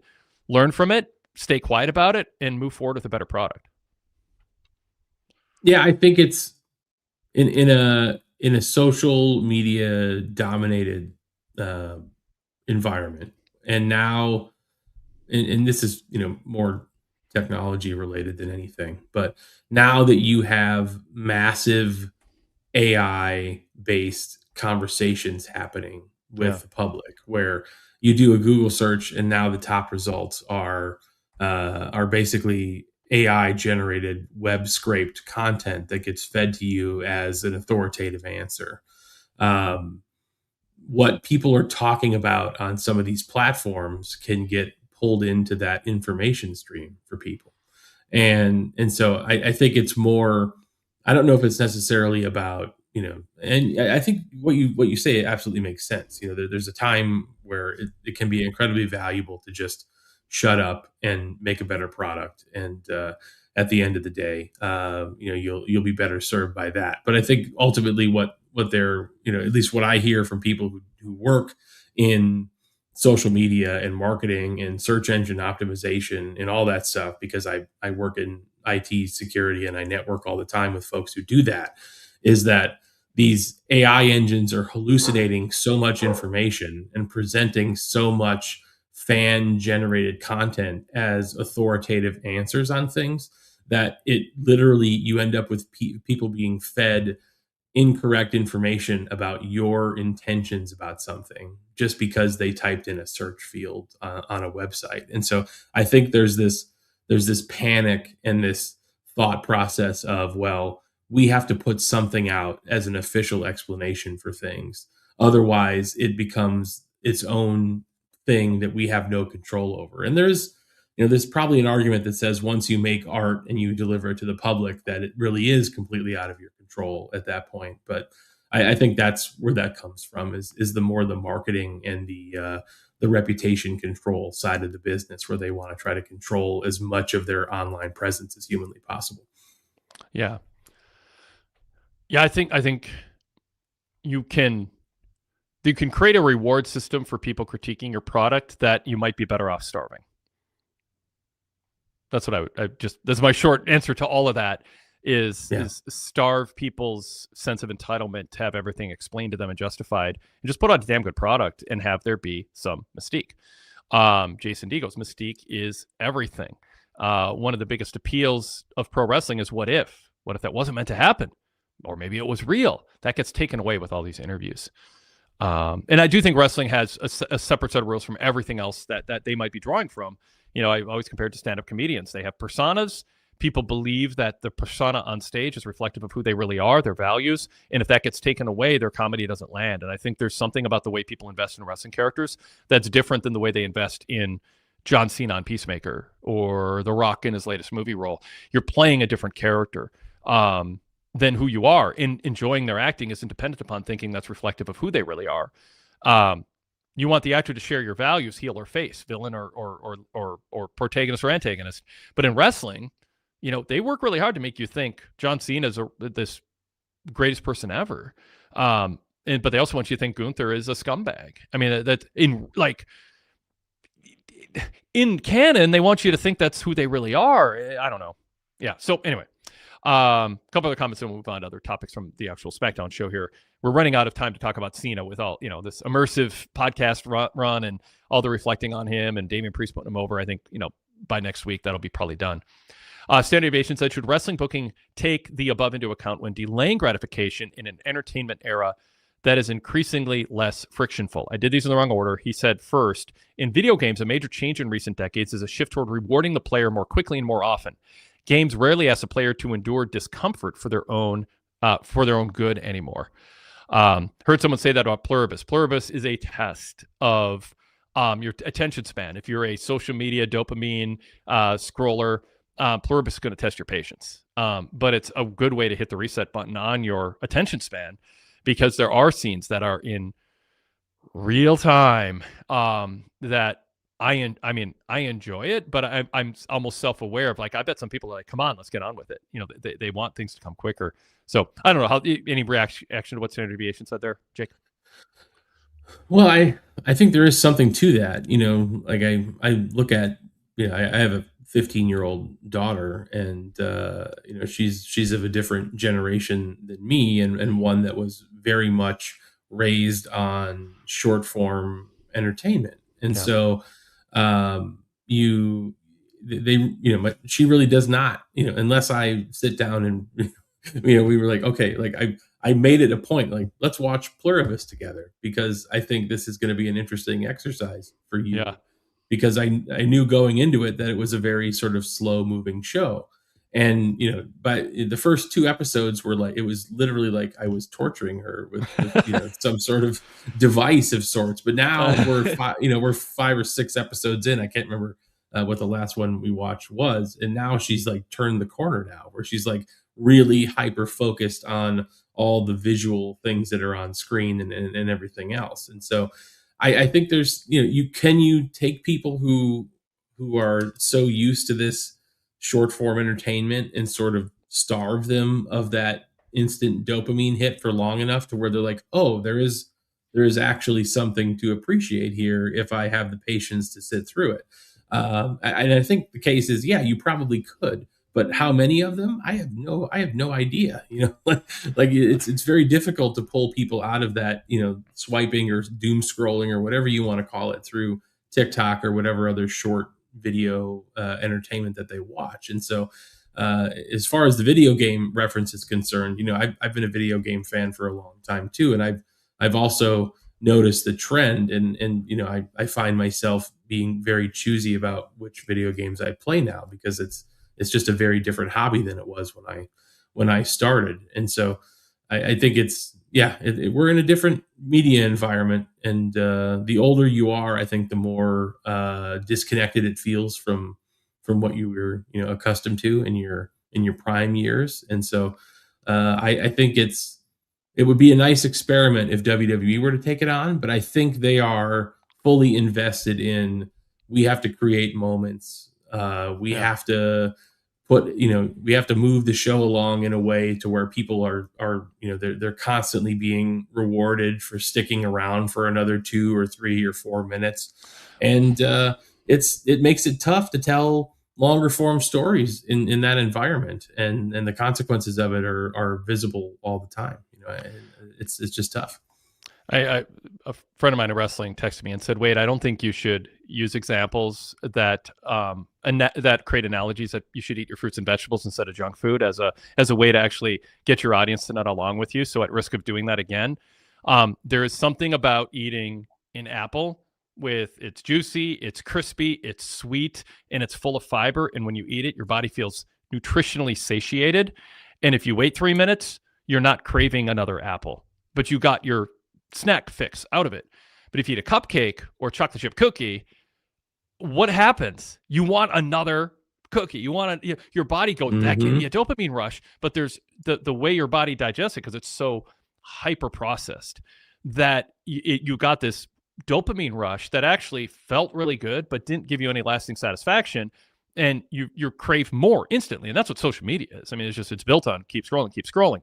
Junk food is built on keep eating. Lay's doesn't say you can't eat just one anymore, because they don't want people to think that, because it's true. It's a potato chip is built to not send any nutritionally satisfied signals to your brain. I do not have the nutrients I need, but man, that salt and fat and crunch was really good. Keep giving it to me, but I'm still not nutritionally satisfied. I need more nutrition, just so you never lose your hunger, but you want to eat sugar, salt, and fat and crispy stuff.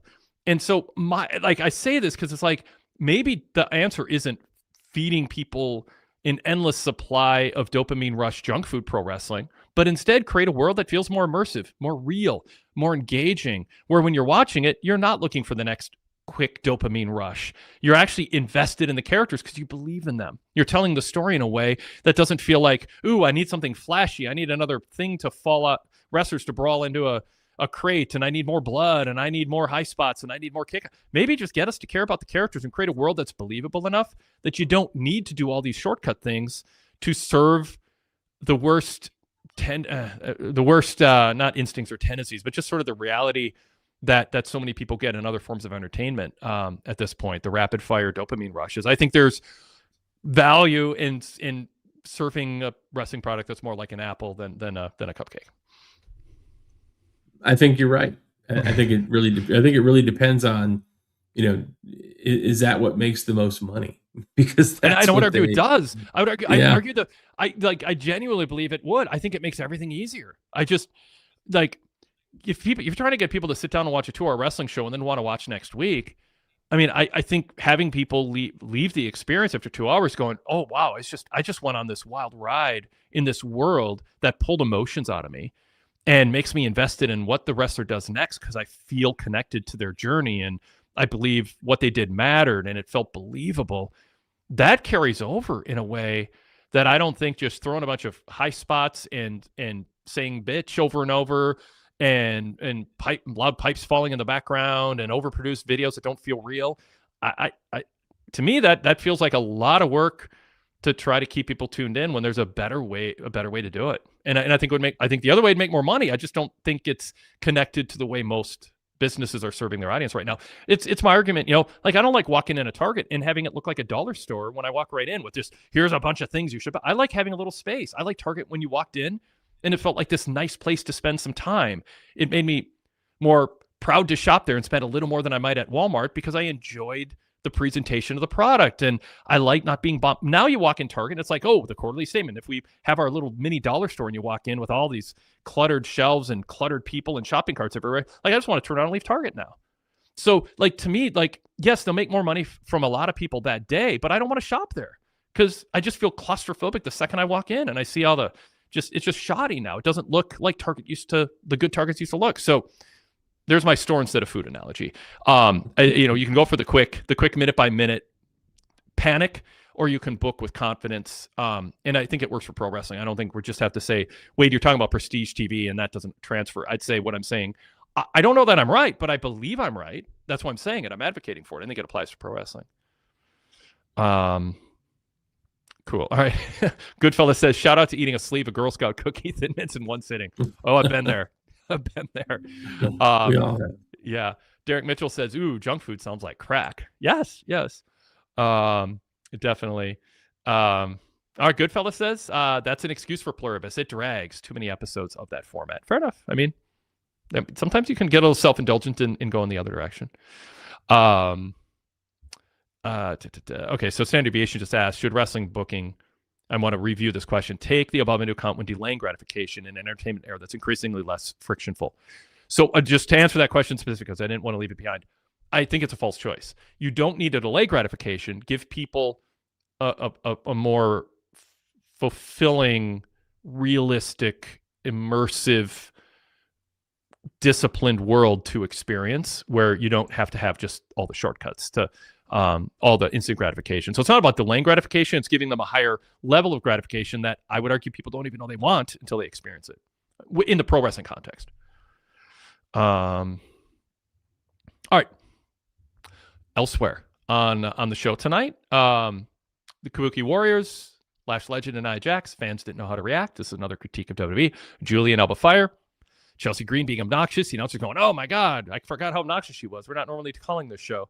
Against Julie and Kenna James, heels. Obviously, DIY and Ilya and Carmelo, you had a babyface heel dynamic. Even with I thought Solo Sikoa was like 40% babyface and 60% heel, and everything he did tonight.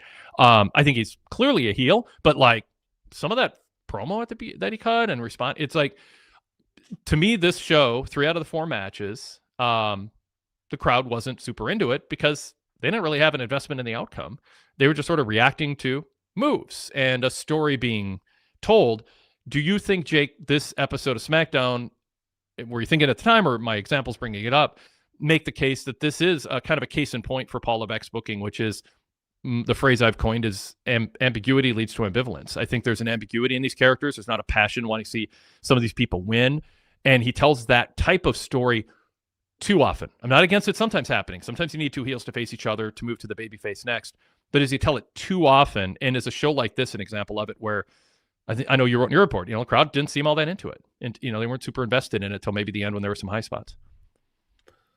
Yeah, I think that's probably a valid criticism of those 3 matches. I think there's a lot of blandness regarding some of these characters. I mean, I've been impressed by Lash Legend. I think she's done a pretty good job since she's appeared on the main roster. But Charlotte and Alexa had one gimmick, the whole reluctant friends thing, and they beat it to death for several months, and they haven't moved on to anything else. And the Kabuki Warriors, I mean, they were put back together, and it's sort of a thin character act to begin with because they don't really have a lot of standout character qualities other than what they were doing with EO, which they've moved on from now. And so I think there's and I guess when you're talking about the MFTs and the Wyatt Six, I mean, the Wyatt Six have Howdy, and then there's nobody else who really has an individual character at all. And then I think the MFTs are kind of slightly different, but a similar problem where you have Solo, who's a standout individual character, and then just kind of everybody else. And Yeah. so I think there's issues on the show related to Paul Levesque's booking where it does, obviously the problem you mentioned where you end up with ambivalence because you have so many heel versus heel dynamics or babyface versus babyface dynamics taking place. But there's also the issue of you have, maybe 20 people appearing on the show and maybe 5 of them have well-defined characters where everybody else just kind of feels like mush. And I think Is that's a really, definition of a well-defined character one who you are invested in seeing succeed or fail? Is that like almost a prerequisite almost all the time? Not all the time, but almost all the time. I guess my definition of that in my head while I was saying it is that somebody, when you appear on the screen, you can name 3 qualities about them without having to think too hard. Yeah. And I think there's a lot of characters in that were on screen tonight in particular who you'd be able to say one and then you'd have to think pretty hard about it before you could come up with number 2. Mhm. And I Yeah. think that's an issue where you have a general idea of what they're about, but it's all very surface level and there's no depth to them. And because they don't have depth, I think they struggle with connection to the audience. Do you think it's essential's overstating it, but nearly essential that when you think of those 3 things, that leads you to be rooting for them to succeed or fail because you identify with them and want to see them succeed? Is that part of the innate nature of the way WWE books that Paul Levesque underestimates is an essential part of the formula? Because I get the sense either in real life he just thinks there are no good guys and bad guys, so let's not pretend. And maybe that matches his politics in some way to justify some of the things he does or says or doesn't say.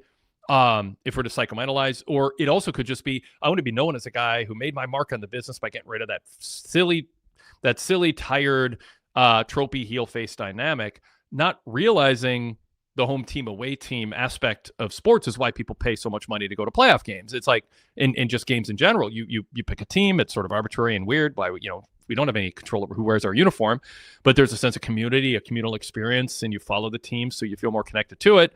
You want to root for a team. I don't drive to go see a neutral site game unless I want to experience a one-off baseball stadium or, whatever. So long wordy question for like, how important is a babyface heel dynamic? And do you think Triple H underestimates it? And then if you do, why? I think he does underestimate its importance because I think to me the quintessential aspects of a pro wrestling story are having 2 characters that are at odds with each other, but one of the characters, at least in who I would define as the babyface, has to have identifiable human characteristics that other people can map onto themselves. So, common goals, a common story about their life, whether it's, circumstances that people can identify with. And they have to have enough charisma to make those stories connect with other people. I don't care what it is, whether it's betrayal, whether it's love, whether it's lust, whether it's whatever story you're trying to tell from the huge catalog of human emotion. Your babyface has to have that in a way that connects with your audience. And the heel has to be somebody who is trying to deny them some portion of their humanity or their dignity. Interesting. Yeah.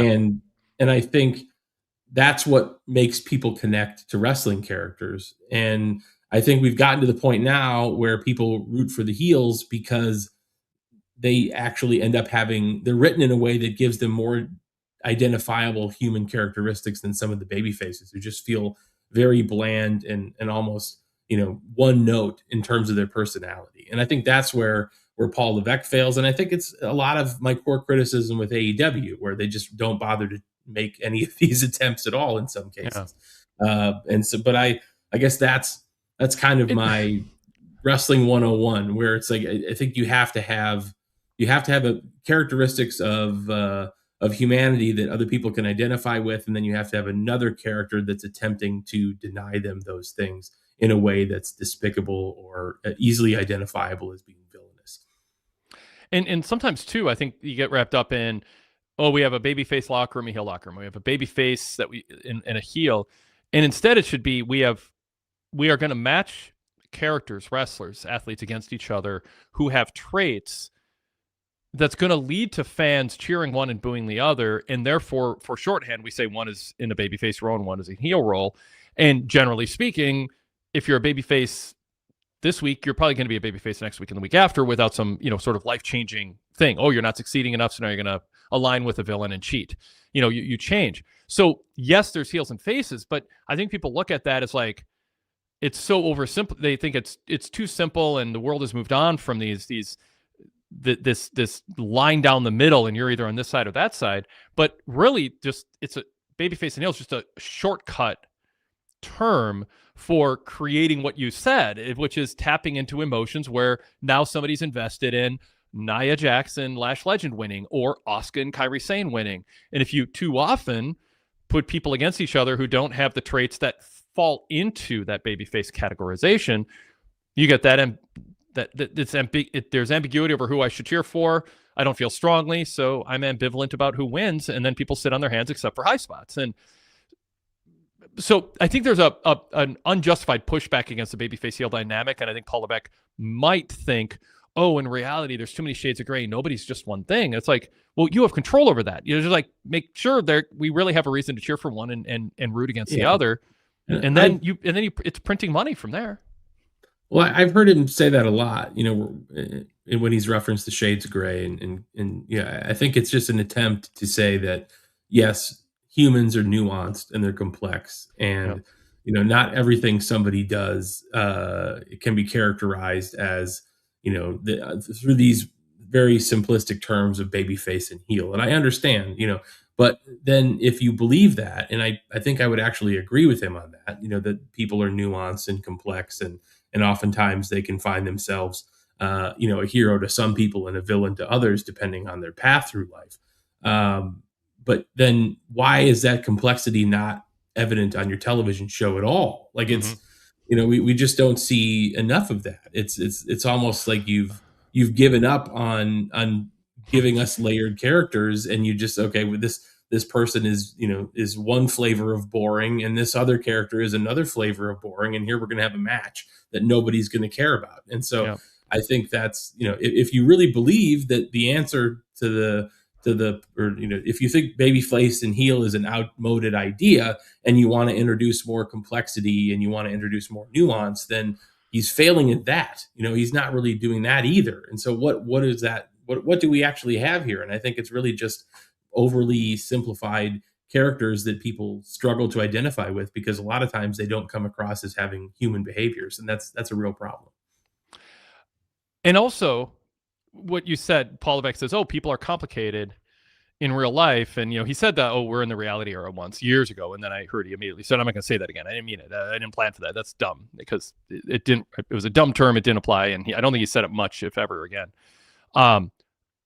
But you're not tied down to reality. That what makes pro wrestling work is the fact that like you get to create a different reality where it's clear who the good guys and bad guys are. Like you're not tied. You don't have to like introduce for this escapism for 2 hours a week a bunch. Like I don't want, when I'm watching my favorite hockey team, to have my hometown announcers going, hey, this guy who's like the third leading scorer on your team and you're cheering for him, he's actually a prick. He's a jerk to the media. He's a jerk to flight attendants. He doesn't leave big tips, even though he makes a lot of money, and everyone is miserable. Well, I don't want to know that. I know that's probably true. Don't amplify that. Let me cheer for my team and point out the good. And you know what they do? They do that. They actually point out the good things, and they suppress giving you too much information. The hockey announcers, the best one, they know who the pricks are. They know who the jerks are, but it's not their job to complicate your escapism cheering for the team. So they don't draw attention to it. Well, in wrestling, you get to define who these people are and how you talk about them. They don't need to have shades of gray that conflicts with what makes them complicated, interesting people, but everything should point in the direction of you either wanting to root for them to win or lose, so that you have that reaction watching the competition.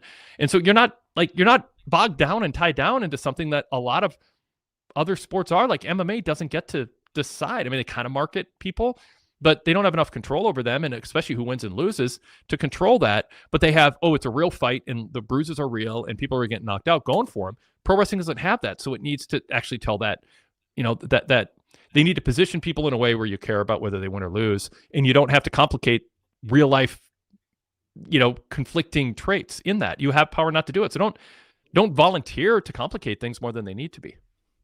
No, I'm in total agreement. I think it's you have the ability as a when you're crafting a fictional universe, you have the ability to have characters of all types of personalities and stripes. They can be very extreme versions of humans. They can be very ordinary versions of humans, and how they interact with each other is sort of the magic, right? It's like how do you turn this into something that you can pull people in with? And I think a lot of times, maybe in some ways the limited acting ability of the performers leads to the characters being kind of one note, and that's kind of out of the control of Paul Levesque. And so you can't assign 100% of the blame for somebody not getting over if they just don't have the juice, so to speak, or they don't have the charismatic energy to sort of pull that out of themselves. But certainly, I don't think the writing has been so strong that you could say that it's the performers that are holding back the show. Very oftentimes, I feel like the performers are making chicken salad out of chicken shit sometimes. Yeah. To put a timestamp on it, it was after the XFL press conference. I was talking to Vince McMahon for a decent amount of time afterwards, and we were talking about the new approach to the longer form programming and the way that they were not cutting. They weren't having wrestler interviews anymore. They were doing long form in-ring promos and backstage skits more. We're talking about the differences in how wrestling had changed over the last 5 to 10 years, and he just said, yeah, it's tough because these people didn't get to where they are because of their acting. They're here because they're larger than life, charismatic athletes with muscles and distinct personality characteristics. But acting was not a box that you had to check to get pushed. And he had a whole roster full of people who were being asked to do things that not only weren't they trained in, but it wasn't connected to why they got to be top people who he's pushing. And he was lamenting that at the time and going, yeah, we got our work cut out for us. So that's always been a limitation. And what were they? Sol Ruka, they were going, her goal was to be a stunt woman. It's like, wrestlers are stunt people who also need to be charismatic leading men and women on the screen. You have to be both. And now you also have to be able to act to some degree. It's a challenge. Standard deviation with a few interesting things here. Chat comments. They did this 4 to 5 times on WWE Rampage, and it was super effective, i.e. IRS accused the local town of not paying their taxes, the crowd booed, and then the babyface music hit. So it's kind of, he's talking about, he says one specific formatting aspect from 1992 that could reintegrate into the product is the heel grabbing the mic and say one obvious heel line to the crowd just before the babyface music hits. I don't know if people want it to be that simple as it was in 92, but it doesn't mean you abandon it completely. You can create a sophisticated version of it where it's just super clear. And it shouldn't be yelling about the local sports team, Samoa Joe, that's or MJF or whoever. Let's grow past that, please. You're on national television. Nobody in Dallas cares if you make fun of the Seattle Supersonics are going to Oklahoma City. So stop doing it. Leave it off camera and between commercials. Standard deviation also says if you seek universal crowd reactions, you kind of need universal agreement over the nature of these characters, and that's a whole fallacy of at least John Cena gets a reaction. It's like, well, yeah, it's better than no reaction. But I've said it a lot. Ideally, you want the reaction you're going for, universal reaction you're going for, which is getting him cheered. This whole thing of, well, at least it's a reaction, let's celebrate it, was running from the fact that he was polarizing in a way that was not ideal. He would have been WWE would have been better off with the male fans liking John Cena during his run on top. And then finally, standard deviation says depth doesn't need to come from doubt over one's trustworthiness. I think that's a good line. He also added this. The babyface heel continuum is just one dimension upon which to adjust the slider of uncertainty. How about we adjust depth along with other dimensions of character? So there we are. Okay, quick before we wrap up, Jake. Well, anything else on this topic? I don't want to pivot if you were saving a comment. No, I think we're good there. Cool. Yeah, that's fun. The Damian Priest angle, let's just talk about that because that was opening segment, talked about Cena a bit. But then we had Zelina come out, and then we had Aleister Black attack him from behind. Heel trait, real clear who we should be cheering for here. Damian Priest saying, being, cool guy, saying John Cena was great. Thank you, John Cena. Aleister Black attacking from behind. Clear babyface heel dynamic. Now, if Priest was a void of charisma with bad wrestling ability and a bad reputation outside the ring that people knew about, and Aleister Black was this cool guy doing podcasts who talked about pop culture and anime and prestige TV, well, this won't work. Like, if, people would be smart to it. But I think you can get away. People, I think, admire the journey Priest has been on. And Aleister Black has mystique. He's one of the guys I think has some mystique to the average viewer. And so it works. He's clearly a heel. Let's boo him. And then you also have Rhea being likable and Zelina now kind of solidified. Newsflash, you didn't even get the pin, just taking something that doesn't even matter that much and trying to blow it up as an insult. Yeah. So when we talk about broad brushstrokes, you can have nuanced characters, but give us some broad brushstrokes to cue our emotions to how we reacted. So I thought this worked. I thought it was fine. We won't remember it 18 months from now, maybe not even 18 days from now, but it worked. What do you think? Yeah, I know. I thought the segment was fine. I think my only downside is that it feels like this has been going on for forever. Yep. And they can try to continue to breathe life into it. They had 2 separate segments on this show. They had this first segment with the ambush, and then they did another one backstage. Clearly going towards having another match. But I think another hallmark of this Paul Levesque era of booking is that it feels like they try to get 1 or 2 more matches out of a feud than what would otherwise be necessary to tell a complete story. Like, you had Damian Priest call out like, "Hey, I got the win last week and I'm ready to move on in 2026," and the crowd cheers. And then yeah, we're kind of ready to move on too. And then they go right to Zelina making the interruption. Yeah, so don't tease people with what they want and take it away. Yeah. So I guess that would be my, you could probably do 1 more match on television and blow this thing off if you want to, give Black a victory and have him move on. But I think while the segments work and they're not bad television, I think you have to know when to pull the plug. And that's something that they don't always subscribe to. We've seen that with Drew and Cody too, where it's just like, okay, we're all ready to move on, but you're still stuck on it. Yeah. Part of that is we're just kind of going to holidays. They're just kind of running out the clock till we get to 2026. Yeah. There's a little bit of that too. All right, cool. Jake, thanks. Appreciate it. Always really fun conversation today, and always good having you on.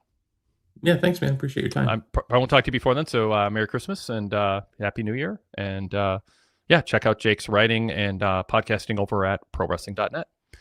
Thanks, everybody in the chat. Really good conversation. As always, you guys really add to it and help steer us and add different comments that help add nuance and layers to the conversation. So as always, big shout out to the live chat on our YouTube side of things, and hello to the podcast audience. As always, you're welcome to email us, wadekellerpostshow@gmail.com, if you want to be part of the show, even if you can't watch us live on YouTube afterwards.